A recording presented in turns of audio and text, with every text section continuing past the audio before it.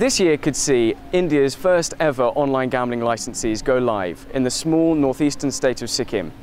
Domestic and European gambling companies alike are being drawn to India's vast 1.2 billion population and a sprawling underground black market of sports betting. But we heard from a top Indian gambling lawyer that teething problems with Sikkim's online gambling regulations, as well as foreign investment restrictions and the threat of central government sanctioned ISP blocking, are all lurking in the background.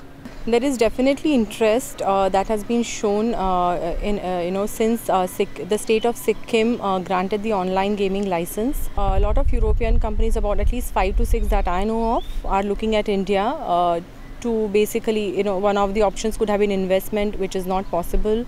The other option is technology collaborations or any sort of other sort of collaboration. So they have been looking at India very actively. If at all India opens up, it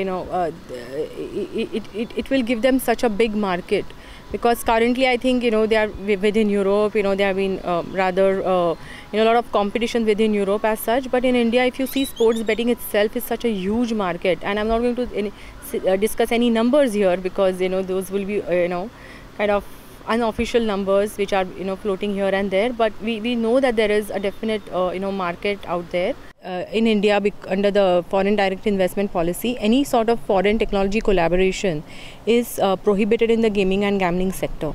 So the Indian entities obviously had to look out for those sort of licenses or the technologies that are available in India, or where they were able to get transfer of IP rather than a licensing of IP. So they were looking at various forms of kind of collaborations which could be possible, but that has been one of the most difficult aspects to overcome, to set up their entire technology platform. The rules that have been promulgated last April, that is April 2011, they put certain burden on the the intermediaries to basically block certain illegal websites, and they have listed down gaming as one of them.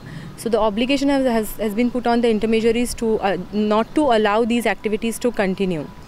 So therefore, it will depend on an ISP to ISP level as to how they are basically going ahead and blocking these websites. So typically, when we spoke with some of the ISPs that we know of, so they said that whenever any gaming website comes to their knowledge, they try to typically block it. And can you offer online gambling under a Sikkim license throughout India?